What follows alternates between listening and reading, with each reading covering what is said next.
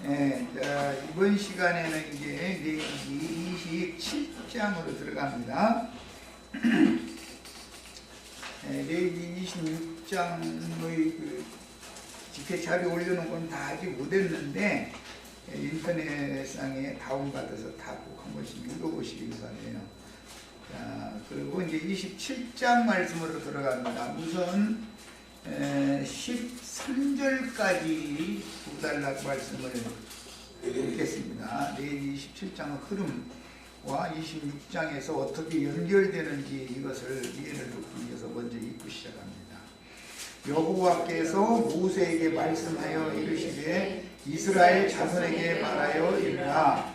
만일 어떤 사람이 사람의 값을, 거기 사람의 값이라고 한 것을 이렇게 표시를 해놓습니다. 값을 여호와께 드리기로 분명히 서원하였으면, 여기 서원이라는 용어를 동그라미를 해놨습니다. 너는 그 값을 정할지니, 사람마다 값이 정해진다는 게 각 사람마다 가치가 서로 다르다, 그런 뜻이겠죠. 똑같은 물건이지만 어떤 완고하고 좋은 물건은 값이 비싸고 조금 차한 물건은 값이 좀 싼 거, 이제 이런 걸 생각하시면 돼요. 자, 너는 그 값을 정할지니, 이건 모세가 정해주는 거예요. 자, 그런데 네가 정한 값은 20살로부터 60살까지는, 모세가 사람의 값을 정하는 것은 상징이고, 모세는 예수님에 대한 예표의 사람이죠. 상징이고, 예수 그리스도의 성령께서 사람들의 신앙 수준과 사람들의 구원을 이룬 정도에 따라서 가치를 매겨놓는다 이거예요. 가치를. 그 얘기예요. 자, 그런데 제일 가치가 많이 나가는 첫 번째 부류가 있는데, 이 사람은 20세에서 60세까지의 남자여야 된다. 제일 가치가 많이 나가는 사람이, 이 사람이. 자, 이제 이 말은, 이게 지금 신현율법이 쭉 이어지고 있는 거예요. 신현율법이 이어지고 있는데, 그 중에 신현이 되면 먼저 토지, 그 다음에 가옥, 그 다음에 사람이 종으로 팔려간 사람 자신의 몸을 값을 주고 물으지요. 언제까지의 신현이 얼마나 남았느냐에 따라서 값을 정해가지고 그 값을 물어주고 물을 수가 있는 거예요. 그게 이제 신현율법이에요. 그런데 종으로 팔려가는 사람의 경우 사람의 가치가 얼마가 정해져 있어야 물을 수 있을 거 아니에요. 맹탕으로 사람 부른다고 뭐 가격이 정해지지 않으면 물을 수가 없잖아요. 그러니까 지금 이 가치를 이렇게 매겨놓는 것은 무엇과 관계되느냐? 신형과 관계된다. 즉 무르는 것과 관계된다. 무르는 것과. 뭔 말인지 아셨죠? 네. 20세에서 60세 사이에 있는 남자는 많은 돈으로 갚아야 물을 수가 있는 거죠. 그러니까 제일 가치가 많이 나가니까 이제 이런 뜻이에요. 자, 남자면 성소의 세겔로 그랬는데, 이 세겔이라는 화폐 단위를 말하는 건데, 왕궁의 세겔이 있고 성소의 세겔, 성소의 세겔이 있고 일반 화폐의 세겔이 있어요. 이스라엘은 이 화폐가 세 가지가 있어요. 왕궁의 그 세겔이 제일 가치가 비싼 거예요. 그 다음에 성소의 세겔은 표준이에요. 모든 것들을 결정할 때 표준은 성소의 세겔로 기준을 삼는 거예요. 일반 화폐로 사용하는 세겔은 똑같은 세겔이지만 가치가 좀 떨어져요. 왕궁의 세겔은 가치가 좀 일반 세겔보다 가치가 더 무겁고 중하고, 그런데 기준은 성소의 세겔이란 말이야. 그래서 성소의 세겔로, 이스라엘은 성전세라는 걸 20세 이상 60세까지는 의무적으로 성전세를 내죠. 얼마씩 내요?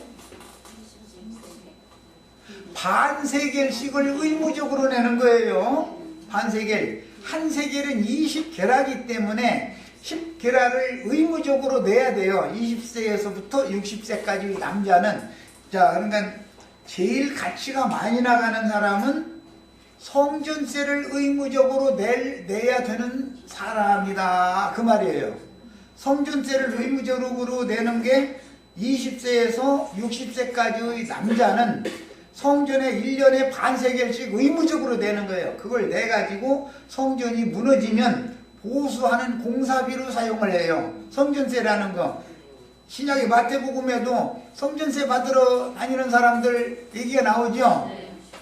그러니까 이제 베드로 보고 너 저 바다에 가서 낚시를 들이고 있으면 물고기가 한 마리 잡힐 텐데 내가 네 목 낼 거 하고 내 목 낼 거 하고 그 물고기 잡아가지고 악을 이렇게 열어보면 한 세겔 들었을 거야. 두 사람 너 가서 내서 저 성전세 내 그랬죠. 그럼 참 얼마나 황당한 얘기예요. 물고기 잡고 악을 열으면 돈 나와요?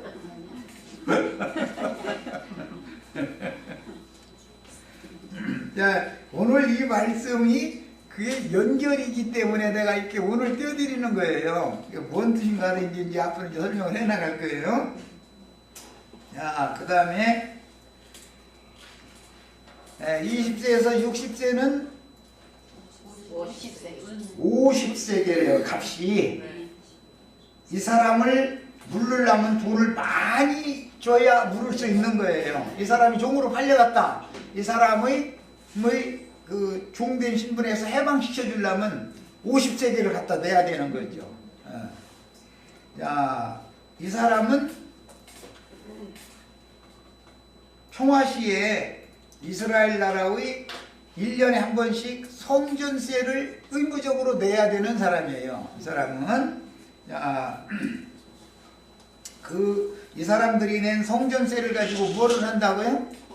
성전의 보수, 비용으로 쓴다 이거예요.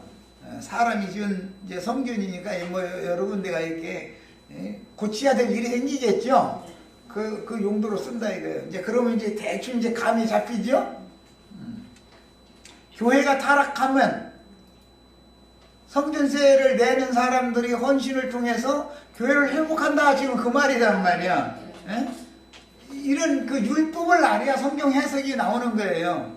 유대교가 더 할 수 없이 타락했을 때 예수님이 오셨고, 예수님이 오셔가지고 베드로와 예수님이, 사실은 예수님은 성전세를 받는 성전의 주인인데도 불구하고 바리새인들이 와서 베드로 보고, 야, 너희 선생 성전세 내는 사람이요, 안 내는 사람이요? 이러고 질문을 하죠.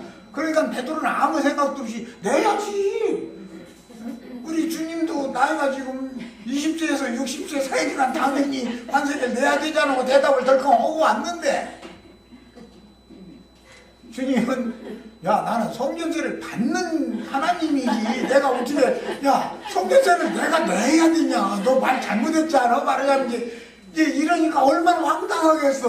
몸둘 바를 모르고. 그러니까 걱정할 것 없어. 그 대신 낚시 있지, 너 낚시를 잘하지, 낚시 가지고 가서 고기 한 마리 잡아가지고 아가리 이렇게 한번 열어봐. 그럼 한 세겔 나오면 네 목오고 내 목오고 네가 낸다 했으니까 네가 가서 다 내. 이제 이랬다는 거예요.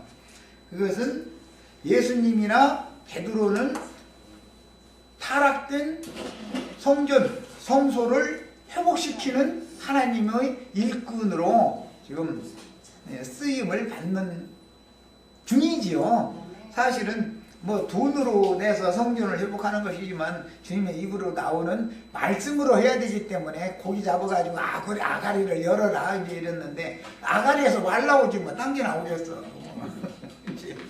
참 성경이라는 게 너무 놀라워요. 이것은 일단은 그 열왕기편에 보면은 성전의 보수를 위해서 성전세를 쭉 받아가지고 무너진 데, 회파된 데 이런 데를 다 보수한 얘기가 나오죠. 마지막 그 성군이었던 요시야라는 성군이 이 율법 말씀을 이뤘어요. 그 요시야 왕은 성전을, 이스라엘 나라를, 성전을, 하나님의 거처를, 처소를 회복하는 왕이 누구냐면 요시야 왕이었던 것이죠. 그 왕이 주의 성령을 상징하는 거예요. 그게 주의 성령은 주님은 교회를 세웠고 마귀가 와서 교회를 훼손시키니까 성령이 오셔서 교회를 회복시킨다 이거예요. 근데 뭘 그러냐? 이제 나도간 형제 아무리 이렇게 열면 여기서 여기서 나오는 걸 하는 거예요. 이게 다 이제 상징이요. 이제 거기까지 일단 말씀드렸고, 자, 그 다음에 두 번째는, 여자의 경우, 몇 살에서 몇 살까지? 20세에서 60세까지, 여자의 경우는 30세계, 20세계의 가치가 떨어졌네? 남녀 차별은 하나님이구만. 자, 그 다음에는 5살부터 20살까지의 남자는 20세겔, 여자면 10세겔, 그 다음에 1개월부터 5살까지 남자면 5세겔, 여자면 3세겔, 그 다음에 60세 이상 남자는 15세겔, 여자는 10세겔이에요. 이렇게 값을 딱 정해놓은 거예요. 자, 이것은 사람의 가치를 정한다 그 말이에요. 이때 당시는 군대에 나갈 수 있는 나이의 청년 이상, 그 다음에 군대의 지휘관이 될 수 있는 60세 미만, 이 사람들이 가치가 제일 많이 나가는 사람이고, 그 다음에는 이제 그 사이에 있는 여자가 가치가 많이 나가고, 이렇게 순서를 딱 정해놨다는 거예요. 자, 그 다음에 그러나 서원자가 가난하여 서원을 했는데 물을 만한 모세가 정한 가치를 낼 만한 힘이 안 돼. 그러면 네가 정한 값을 감당하지 못하겠으면 그를 제사장 앞으로 데리고 갈 것이요, 제사장은 그 값을 제사장이 별도로 또 정해줘야 돼. 형편이 이러니까 탕감, 이것도 탕감을 해서 경감을 좀 시켜줘서 어쨌든 그러니까 무르는 것이 더 중요하다는 것이죠. 돈을 얼마에 내고서 무르느냐가 중요한 게 아니라 일단 무르게 해주는 것이 더 중요하다는 뜻을 알 수 있죠. 자, 그 다음에 9절 이하로 있습니다. 사람이 서원하는 예물로, 여기 참 중요한 용어들인데 어려운 용어들이 많이 나왔어요. 서원이라는 용어는 27장 1절에 분명히 서원하였으면 거기부터 나온 말이죠. 최초에 이 용어는 어디에 나오죠? 창세기 28장에 야곱이 꿈에 하나님을 베델에서 만났죠. 그런데 나의 가는 이 길에서 하나님이 나와 함께 계셔서 약속을 그렇게 주셨으니까 정말로 함께 계셔서 먹을 양식과 입을 옷을 주시면 내가 다시 돌아와서 하나님이 나에게 주신 모든 것 중에서 10분의 1을 반드시 되돌려드리겠습니다 라고 서원을 했다고 돼 있죠. 야, 그래서 레위기 27장도 서원은 야기로 시작해서 27장 끝절은 11조 얘기죠. 그냥 창세기 28장을 옮겨다 놨다 이렇게 생각하면 되겠죠. 창세기 28장에 장가들러 지금 처갓동네 자기 저기 어머니 친정 동네로 가다가 밤에 돌베개를 하고 잠이 들었는데 너 걱정하지 말아라. 나는 네 아버지의 하나님이고 네 할아버지의 하나님이다. 이제는 너희 할아버지 아버지와 함께하던 내가 너와 함께 있어서 네 가는 길 오는 길 내가 다 지켜주고 너 반드시 네 베델로 돌아오게 해주겠다 약속을 했단 말이야. 그런데 야곱으로 봐서는 지금 그때 당시는 지금처럼 비행기 타고 다니는 시대가 아니니까 먼 거리를 갔다 와야 되잖아요.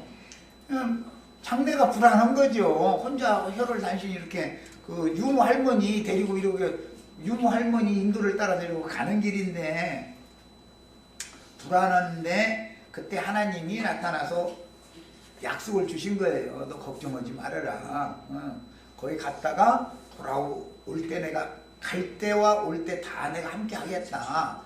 이것은 이제 역사상에는 이스라엘 나라가 온 백성이 아시리아로, 애굽으로 또는 유다가 바벨론으로 사로잡혀 갈지라도 내가 너희를 그곳으로 데리고 갔다가 순종만 잘하고 끝까지 다 있다면, 순순히 징벌을 받는다면 26장의 내용과 같이 순히 그 징벌을 받고 순종을 배운다면 내가 돌아오게 할 때, 돌아올 때도 내가 갈 때도 같이 가고 거기 있을 때도 같이 있을 것이고 돌아올 때 내가 다시 너희를 데리고 돌아오겠다. 이렇게 역사상에 확대 적용이 된 거예요. 야곱의 경험은 그때 당시는 한 사람에 대한 개인적인 체험이었죠. 이것이 이제 이스라엘 공동체에게 확대 적용이 된단 말이야. 이게 성경을 읽을 때는 언제나 모든 말씀을 양면 적용을 하는 걸 배워야 된다. 먼저 개인 적용이 나오지만 그것은 대표성을 갖는 것이기 때문에 이스라엘 신앙 공동체에게 단체적으로 이게 적용이 된단 말이야.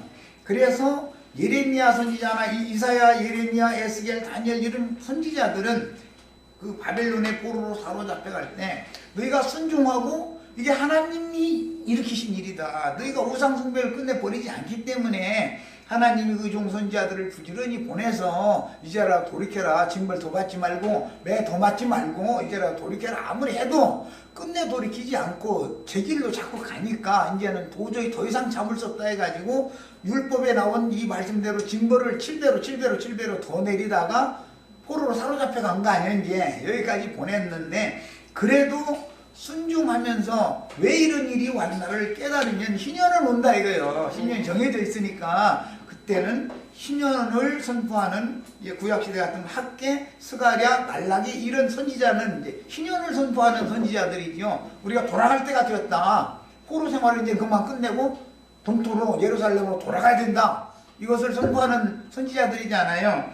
그래서 희년이 되면 희년나팔 부는 종들을 보내게 돼 있다 이거예요. 그런데 미리 겁먹고 애굽으로 도망가면 멸망당하죠. 이것이 문제인 것이지요. 순종을 해라. 하나님이 하시는 일에 너희는. 그러면 하나님이 너희를 아주 버리는 일은 절대로 없다. 반드시 회복한다. 최후로 회복되어서 예루살렘에 거하는 자들이 11조가 된 사람들이잖아요. 이것이 레위기 26장의 40절에서 45절 사이에 나오는 최후의 회복의 예언이 역사상에도 그 단체적으로 이렇게 이루어진다 이거예요. 야곱이 서갓 동네 가서 20년 만에 돌아오지요. 어디로? 베델로 돌아오는 거예요. 이게 회복이 되는 거예요. 그것이 영적 회복이다 이거. 이제 개인 적용으로 하면 이제 그게 가알이라고 해서 구속자께서 함께 계시기 때문에 구속자가 야곱의 신앙 양심을 회복시켜주고 야곱과 함께하는 야곱 가족을 회복시켜준다 이거예요. 이게 이제 이것을 교회에도 그대로 적용이 되기 때문에 주님이 세운 교회는 로마교로 타락이 되지만 개혁자들을 일으켜서 1차 개혁을 하죠. 이스라엘 역사에서는 히스기야가 1차 개혁을 했죠. 그러나 다시 또 급속히 타락을 해버리기 때문에 요시야가 두 번째 개혁을 또 하죠. 마찬가지로 개신교, 로마교가 개신교로 회복이 됐지만 이건 개신교가 오히려 로마교보다도 더 급속히 썩어버렸지요. 지금 목사가 어제 신문 보니까 독일에 유학 가서 박사 학위 받은 사람이 목회하는 사람인데 자기 자식 말 안 듣는다 해가지고 나름으로는 훈계한다고 아마 그렇겠지만 어떻게 머리를 잘못 손질을 했다더니 뭔가 있으니까 애가 죽었겠지. 그랬는데 그럼 입을 뒤집어 씌워놓고 나서 이제 그게 발각이 났는데 너 왜 그랬느냐 하고 이제 경찰이 물으니까는 한다 소리가 기도하면 부활될 줄 알고 도로 살아날 줄 알고 그러고 했다고. 우리가 들어보면은 얼마나 유치해요.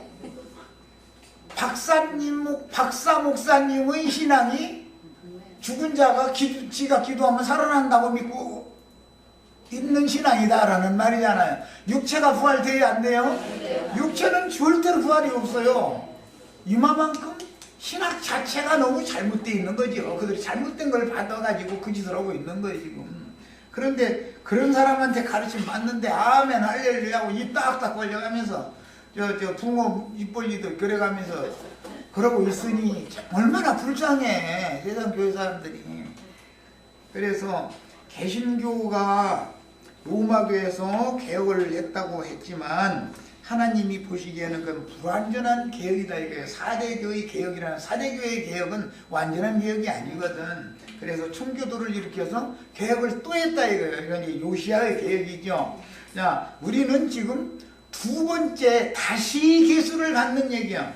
레위기 27장 10분 1만 그 목자의 막대기 아래로 이게 통과해서 10제마다 하나씩 주시를 해둬가지고 그 10분 1만 남는 자가 되는 얘기가 이제 레위기 27장 마무리에 나오는데 거기 보면 계수를 다시 한다고 다시라고 되어 있다. 다시. 예. 첫 번째 계수는 남은 자들이었지요. 남은 자들이 구분은 애굽으로 다 도로 내려가 버리죠. 급속히 도로 타락해버려. 더 빨리 타락해버려. 그러니까 10분 1만 딱 남은 최후로 남는 자가 되는 거예요. 우리는 이거 10분 1에 다 들어가야 돼. 무조건 하고. 예. 이 이야기예요. 그러면 뭐 사실은 레위기 27장만 끝난 게 아니라 이제 성경 전권이 다 끝난 거예요. 여기까지 하면은. 예. 그런데 그 얘기가 여러 모양 여러 부분으로 이렇게 또 설명하고 하나님은 사람은 타락을 하게 말해주고 내려갈지라도 세속화되어지고 타락할지라도 하나님은 그분의 신을 보내서 다시 회복시키고 최후로 남은 자를 남겨놔둬서 그들로 하여금 새 세계의 그 문을 여는 그런 그 건국 공신을 삼는다 그 말이에요. 우리가 주님의 나라의 건국 공신들이 다 돼야 되는 것이죠. 그러니까 네, 이런 이야기예요. 자, 서원이라는 용어가 이런 용어였고, 그 다음에 예물이라고 여기 번역이 됐는데, 이거는 여기 코르반이라는 그 레위기 4장 할 때 내가 이거 설명 많이 했었었죠. 거기 예물이라고 다 여호와께 예물을 드리려거든 막 이런 말이 쭉 나오죠. 레위기에 제일 많이 나오는 용어예요. 이거는 예물이라고 우리나라 말로 번역했는데 코르반이라고 그래요. 이 코르반이라는 말은 하나님께로부터 멀리 떨어져서 버림받은 사람들이, 하나님이 버리고 떠났으니까 버림받은 사람들이 하나님께 다시 가까이 나아가려면 빈손으로 나가면 안 된다 이거예요. 반드시 하나님의 마음을 누그러뜨리려면 뭔가 예물을 가지고 나가야 된다고요.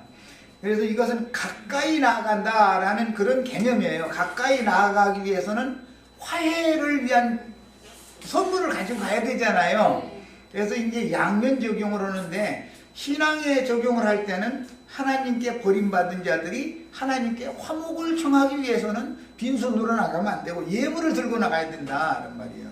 네, 그렇게 적용하고, 또 하나는 이스라엘 남자가 어떤 이쁜 처녀가 있으면 장가를 들려면 빈손으로 가서는 처녀 보고 너 나랑 결혼하자 그러면 처녀가 미쳤어 내가 뭐 갖고 왔는데 그런데 뭐 빈손으로 와서 그러면 쳐다도 안 보면 소용없죠. 동물의 왕국에서 보니까 수컷이 새가 뭐 이것저것 갖다가 그 암컷한테 아양을 떨어놨더만. 그런데 암컷이 딱 이렇게 있다가 마음에 드는 수컷이 지 마음에 드는 거 갖고 오면 혼인을 하더만. 그래서 이스라엘 남자는 혼인을 하려면 반드시 예물을 가지고 가야 된다 이거예요. 그것이 누가복음에서 은전을 처녀가 잊어먹었죠. 그런데 그거 다 어쨌든 찾을 때까지 막 다 쓸고 막 찾는다 그랬잖아요. 그러니까 그게 뭐예요? 주님께로부터 예물을 받았는데 성령을 선물로 받았죠. 우리가 예물로 받았죠. 받았는데 성령을 소실시켰다 이거예요. 성령을 소멸할 수 있죠. 신앙생활 하다가 약혼녀인데 성령을 소멸했어. 그러다가 시집을 가려면 신랑 집에서 보낸 그 예물로 주어진 은전, 그거를 가지고서 옷도 해 입고 경비도 쓰고 그걸로 해야지. 저희 친정아버지가 부자라고 우리는 은전이 아니라 그만 좋은 거 많은데 막 이래가지고 그걸로 기가 끈적하고 해가지고 오면 하나님 올 때는 아주 그건 아주 하나님을 왕을 무시한 것이 된다 이거요. 왕궁에서 보낸 걸 그걸 반드시 찾아야 되는 거거든. 예. 그 우리 반드시 이거 은전을 다 꼭 찾으셔야 돼. 잊어먹었으면 또 잊어먹으면 안 되고 신랑을 사랑하면 사랑하는 사람이고 저 예물을 줬으면 예물 받고 예단 받고 나서는 그걸 잊어먹으면 안 되지. 그런데 잊어먹는 경우에는 어떻게든지 해서 찾아야 된다 이거예요. 그거를 다른 돈으로 대체하면 안 되는 거예요. 그렇게 사용을 해요. 그래가지고 야곱이 바단 아람에서 돌아올 때 형의 마음을 달래려고 예물을 앞에 보냈죠. 예물을 그걸 코르반이라고 그래요. 이게 양면 적용을 하는 거예요. 한 면에서는 신앙적으로 적용을 하는 거예요. 코르반. 하나님의 원수 관계였던 죄인들이 하나님의 은혜를 구하면서 예물을 가지고 나가는 거예요. 그것이 레위기의 제사법이죠. 대부분 소재 제물을 전부 예물 드린다 이렇게 돼 있고 화목제 제물을 화목제로 드리는 짐승도 예물이라고 번역을 해놔서 이게 코르반이라는 거예요. 그런데 그런 법이다 이거예요. 지금 서원하는 예물로 이렇게 번역을 해놨어요. 사람이 소원하는 예물이다. 여호와께 드리는 예물인 경우에요. 여기서는. 그러니까 이것은 가축이라고 번역했는데 지난번처럼 생축이라고 번역을 해야 맞는 용어. 이건 좀 번역을 왜 이렇게 이번에 이렇게 바꿨는지 좀 이해가 안 되는데 가축이라고 하는 개념보다는 여호와께 가축이라 해서 집에서 기르는 강아지나 토끼나 뭐 이런 걸 갖다 바치는 건 아니잖아. 생축을 바치는 것이지 소나 양이나 염소를 바치는 것이지. 그렇기 때문에 이게 이번 번역은 너무 조금 좀 오해하기 쉽게 번역을 잘못해놨어요. 지난번 번역이 훨씬 좋은 거예요. 생축이야 생축. 희생물이란 말이야. 야, 그것이면 생축의 경우이면 여호와께 드릴 때는 다 거룩하다. 새 속에 있을 때는 그냥 소고 양이고 염소이죠. 그러나 하나님의 받으심직한 제물로 갖다 바치는 생축이 되면 그건 거룩한 거다 이거예요. 금이라 할지라도 세상의 금은 그냥 세상에 있는 금일 뿐이죠. 그냥 돈덩어리죠. 돈이지. 그러나 금을 성전에다 갖다 바쳐가지고 성전 기물에 법궤도 다 금으로 입혀야 되고 성전 안에 있는 그 모든 나무 판자떼기에다가 안팎으로 금을 입혀야 되잖아요. 그게 성전에서 사용하는 금으로 쓰면 거룩한 금이다 이거예요. 그런 의미예요. 이게 거룩하니 그것을 변경하여 우열간 바꾸지 못한다. 우열이라는 것은 우수하고 열등하고 한 것에 따라서 사람의 눈으로 이것이 좋은 것이고 이건 나쁜 것이다. 사람이 판단해서 바꿀 수 없다 이런 말이야. 예, 11조라고 하는 것은 절대로 바꿀 수 없는 거예요. 절대로. 그런데 이제 중요한 것은 여호와께 드려진 것만 바꾸지 못하는 게 아니라 마귀에게 와주 줘버리는 것이 있어. 온전히 바친다 그래가지고 그건 이제 헤렘 율법이다. 이스라엘이 전쟁 수칙이죠. 헤렘 율법이라는 거는 야, 마귀의 것으로 완전히 바쳐졌으면 바꿀 수 없다 이거예요. 바벨론의 포로로 사로잡혀 간 사람들이 다 돌아오는 거는 아니죠. 나는 바벨론이 주니까 여기서 끝내 살겠다 그러면은 그것은 바꿀 수 없죠. 바벨론 사람이 돼버리는 거잖아. 하나님의 사람으로 물러져야 되는데 희년의 무르기를 해야 되는데 무르기가 되려면 돌아와야 되잖아요. 희년나 밟는 종들을 따라서 돌아와야 되는데 안 돌아와. 바벨론에서 그냥 나 여기서 성공했으니까 그냥 그래가면서 그 사람들은 뭐냐 몸은 여기가 있지만 나 마음은 예루살렘에 가 있어. 이거는 지금 핑계대는 소리죠. 마음이 예루살렘에 있으면 몸이 와 있어야지. 그렇잖아요? 예, 그런 경우는 하나님이 마귀에게 완전히 넘겨줘버린 것으로 판단해버린다 그런 말이다 이거예요. 큰 성 바벨론에서 내 백성은 나와라 함을 해도 안 나와. 여기가 있어도 기독교회라고 구원이 없냐? 여기가 있어도 뭐 당신들한테 꼭 가야 구원이야? 내 마음은 다 주님께 다 가 있어. 이거는 빈소리죠. 네. 결혼을 하려면 영혼, 몸 전체가 결혼을 해야지. 나 신앙 양심으로는 주님을 얼마나 사랑하는지 몰라. 그런데 몸은 내가 세상에 그냥 여전히 내가 주위가 여기 있어. 이건 말이 안 통하는 얘기단 말이야. 말하자면 그런 뜻이요. 그래서 온전히 바친 그 해림 율법을 응하게 하는 것은 양면 적용을 한다. 여호와께만 적용하는 게 아니라 세상신 마귀에게도 적용이 된다 이거예요. 완전히 누구에게 바쳐버렸으면 그 것이 돼버린다 이거예요. 자, 이렇게 중요한 거예요 이게. 이건 이미 26장 할 때 이 신앙이 어떻게 나눠지는지는 이미 말씀을 잠깐 눈을 띈 적이 있는 것 같아요. 자, 혹 가축으로 가축을 바꾸면 둘 다 거룩할 것이다. 가축이라는 게 이제 집짐승인데 집짐승 중에도 정한 짐승이 있고 부정한 짐승이 있죠. 부정한 짐승은 제물로 드릴 수 있어요, 없어요? 없어요. 눈 멀고 뭐 쫄른 말이 되고 특히 그 신랑이 상하고 신이 상한 그런 짐승은 절대로 제물로 드리면 번제물로는 그걸 절대 쓰는 게 아니거든. 번제물은 반드시 수컬로만 드리는데 신이나 신랑이 상한 것은 절대 하나님 앞에 번제물로 드릴 수가 없어요. 그런데 그거 갖다가서 이거 드리겠다고 이렇게 10번째 이렇게 찍다 보니까 자기가 제일 아끼는 시종자 하고 싶은 것이 10번째 딱 찍혀가지고 제물로 갖다 바치게 생겼네. 그러니까 아까워. 그러니까 손이 덜덜덜덜 떨리다 보니까는 집에다 살짝 갖다 감추고 신이 상해가지고 좀 병신된 것을 갖다가서 이걸 갖다 바친다 이렇게 하면 안 된다 이 말이에요. 하나님이 딱 점 찍어 놨으면 그걸 갖다 바쳐야지 말이에요. 자, 그 다음에 부정하여 여호와께 예물로 드리지 못할 가축이면, 이런 것은 부정하여 여호와께 예물로 드릴 수 없는 가축이라는 것은 또 두 부류가 있어요. 생축 중에도 흠이 있는 것은 안 되는 거죠. 희생물이라 할지라도 소, 염소, 양이라 할지라도 흠결이 있으면 안 돼요.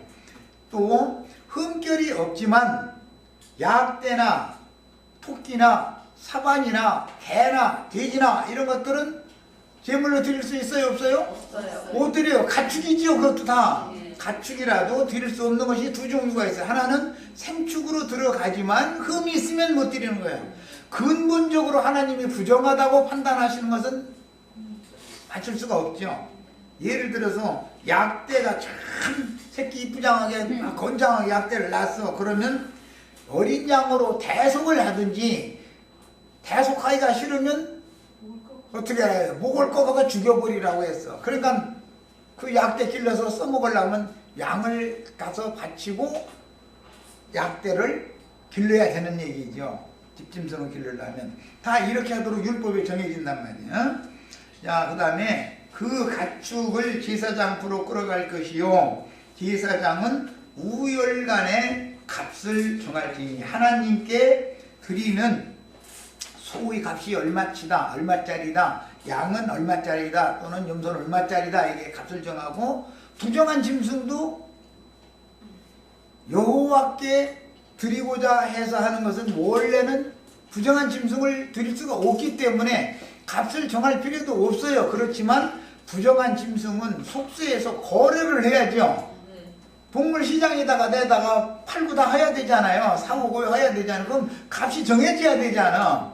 그러니까 거룩한 제물이 되는 생축만 값을 정하는 게 아니라 일반 가축도 다 값을 정해둬야 된다 이거예요.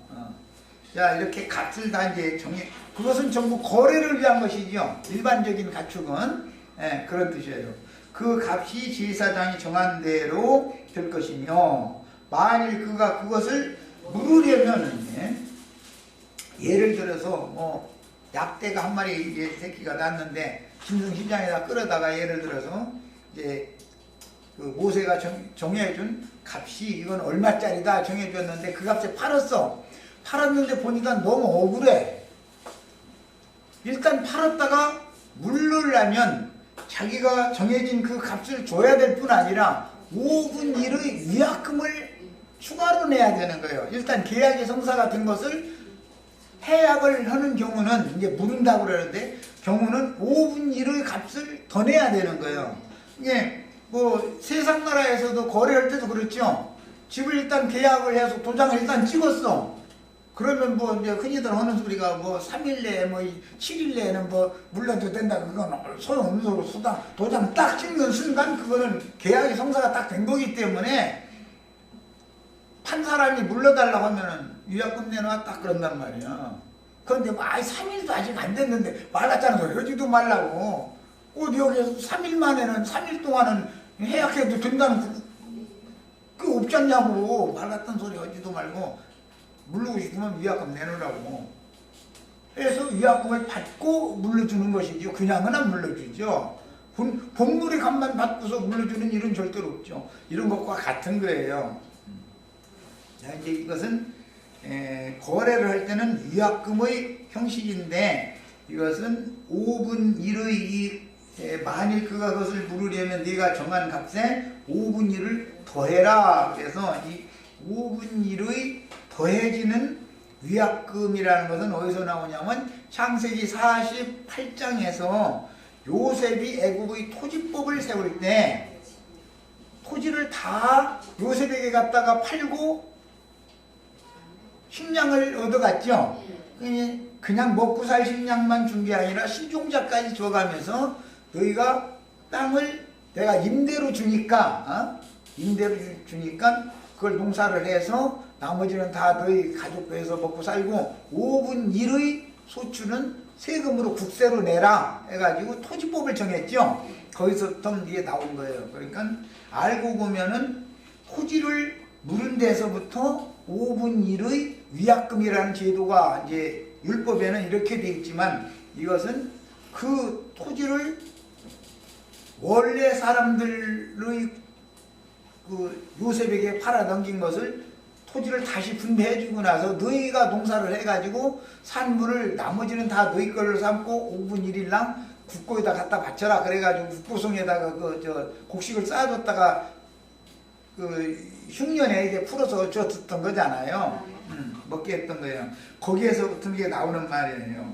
그러니까 이것은 예수를 일단 한번 믿으면 다시 타락하면 안 되죠. 계약을 위반하면 안 되는 거예요. 그럼에도 불구하고 사람이 세상 신에게 팔려 가는 사람을 또 무르는 제도를, 희년 제도를 하나님이 해놓고 나서 물을 때는 그냥 본물의 값만 주고 물을 수 있는 게 아니고 위약금을 내라 그런 말이란 말이에요. 지금 이거는 하나님의 나라에 바치는 세금의 형식이기 때문에 구체적으로 이제 설명을 하자면 내가 누구인가에 의해서 전도를 받았죠. 나를 구원하신 본물은 예수 그리스도의 은 30이잖아요. 본물의 값은. 그런데 수고한 종이 있었죠. 그 사람이 5분 1을 더해서 내서 나를 산 거잖아요. 물른 거잖아요. 그 말이란 말이에요.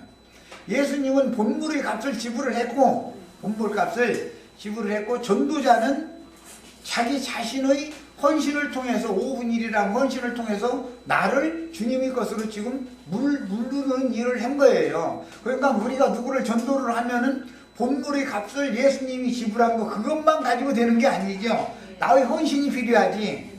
전도자의 헌신이 필요하지 않아요. 우리는 지금 하나님의 나라에 땅에 농사를 해가지고 얻은 소출을 나머지는 내가 먹고 5분 1은 천국의 국세로 갖다 바치는 것이 뭐냐면 사람의 영혼을 전도를 해서 주님 것이 되게 만드는 일이다 그런 말이야. 자, 그 다음에 이제 14절 만일 어떤 사람이 자기 집을 성별하여 여호와께 드리려면 첫 번째는 몸값을 갖다 내는 것을 정했고 그랬죠. 그 다음에는 서원하는 예물의 값을 정했고 이번에는 자기 집값을 정하는 얘기예요. 희년이 되면 자기 집으로 돌아오죠. 집을 물려야 될 거 아니에요. 집을 구별하여 여호와께 드리려면 제사장이 그 우열간의 값을 정할지니, 값을 매매를 하려면 당연히 집을 매매할 때는 이스라엘은 희년까지만 파는 거예요. 땅이든 밭이든 몸이든 희년까지만 파는 거예요. 그런데 기본 값이 정해져 있어야 되지 않냐 이 말이에요. 그리고 나서 희년이 얼마나 하면서 얼마 빼고 얼마만 갚고 이런 식으로 사고 팔고 하는 거예요. 자, 이제 두 번째는 집을 사고 파는 얘기예요. 그걸 구별하여 여호와께 드리려면 제사장이 그 우열간의 값을 정할지니 그 값은 제사장이 정한 대로 될 것이며, 만일 그 사람이 자기 집을 물으려면 팔았는데 누르겠다 할 때 누르고 싶은 경우는 물려야 되니까 네가 값을 정한 돈에다가 5분의 1을 더할지니 그리하면 자기 소유가 된다. 팔고 나서 생각해 보니까 이거 잘못 팔았다 싶으면 물을 수가 있는데, 물을 때는 5분의 1의 위약금을 반드시 물어야 된다. 이제 그런 말이에요. 문자대로 자면. 자, 그 다음에 이제 16절입니다. 만일 어떤 사람이 자기 기업의 밥 얼마를 성별하여 여호와께 드리려면, 이 코르반 드린다, 아주 드린다, 이게 이제 코르반이라고 그러는데, 이 레위기 27장 말씀 때문에 유대인들의 지도자들이 백성들의 재산을 갈취하는 용도로 오남용 해먹었다는 거잖아요. 그 똑같이 오늘날 기독교계도 그지더지요. 예배당을 건축을 해야 되는데 여러분이 헌금을 낼 만큼 내고 돈이 지금 또 모자라면 어떻게 하라고 해요? 집 한 채 있으면 집을 저당 잡혀다고 그렇게 하죠. 아니면 그 사람들은 하여튼 어떻게든지 해서 이 타락한 목회자들은 성도들의 재산을 꿀꺽 삼키기를 바라지 찔끔찔끔 받는 걸 원하지도 않아. 뭐 무슨 감사헌금, 뭐 주일헌금, 뭔 헌금에서 이렇게 받고 나서 양이 안 차니까 11조로 막 해서 긁어내. 그래도 양이 안 차, 이게. 그럼 어떻게 하냐면 술수를 부려가지고 조용히 손 드세요 하고서 뭐를 하죠? 약속 헌금을 종에다 얼마 내겠다고 이렇게 적어서 넣으라고 그러죠. 그러고 나서는 그게 서원을 하나님과 했으면 서원을 갚아야지, 서원을 안 갚으면 저주가 임한다, 이렇게 이제 강대상에서 날마다 때리죠. 그러면 불안해서라도 그걸 내야 되잖아. 하다 안 되면 이러다가 이제 정신이 맑은 정신이 들고 집안 살림을 못하게 생겼으면 어떻게, 그 예배당 그만 나가는 수밖에 없죠. 그 예배당에 나가는 한은 그 안 갚으면 족치니까. 그 사람들은 그래서 결과적으로는 이 코르반 이 율법을 오남용해가지고 백성들의 재산을 갈취하는 용도로 썼는데, 오늘날 기독교가 똑같은 짓을, 바리새인들이 하던 짓을 하고 있다 이 말이에요 지금. 막 그래가지고 이사 여부를 막 해가면서 어디다가 막 땅 사가지고, 특히 구원파 사람들이 그런 거 참 많이 하다가 이번에 뭐 쫄딱 망해버렸지만, 사람들은 뭐 막 대한민국 그 좋은 땅은 그 사람들이 땅을 그렇게 많이 갖고 있다는 거잖아요. 뭐 제주도, 뭐 울릉도, 뭐 어디 경상도, 전라도 어디 하여튼 땅이 그렇게 많이 사는 거예요. 다 그게 뭐 나는 거기 직접 생활을 안 해봐서 들은 말인데, 그 사람들이 뭐 스포할렌 뭐 이게 막 그 뭐가 사실은 아무 효과도 없는 놈이고 말장난 하는 거 그거 잔뜩 만들어 가지고 막 그냥 트럭으로 하나씩 어느 지역마다 이게 내려 보내가지고 거기 충성하는 사람들한테 막 분배해서 강제로 팔게 만들어 가지고 긁어 주이다가 도저히 이제 그것도 양이 안 차니까 막 이제 집 잡혀라 뭐 다 이런 식으로 이제 돼가지고 온 거죠. 그런데 하나님 때가 되니까 완전히 그냥 사건 일으켜가지고 싹 날아가게 만들더만. 참 하나님이 하시는 일 보면 너무 놀라워. 그러고 이제 오늘날 뭐 지가 누구의 시를 받아야 된다고 그랬죠? 맞아, 원자씨. 박명호 그 미친놈은 있는 돈, 자기 재산이 있는 거, 집이 있는 거, 토지 있는 거 다 갖다가 내려하고서는 그 원주 치악산 그쪽 그냥 넓은 산판 그때 당시 그 돈 몇 푼이나 가까이인데 뭐 그런 거 사람 살지도 않고 들어가기도 어려운 산판 그거 사가지고 거기서 단체 생활하면서 나중에는 그 지가 원자라고 원자 실반자 본받는다네. 이 짓을 하면 이게 뭐예요? 다 그게 무슨 배단이라고요? 코르반이라고 하는 하나님께 가까이 나아가기 위해서 예물로 바치는 율법을 오남용해 먹는 방법이 이렇게 나타난 거예요. 일단은 뭐 두 번째 시간 여기까지.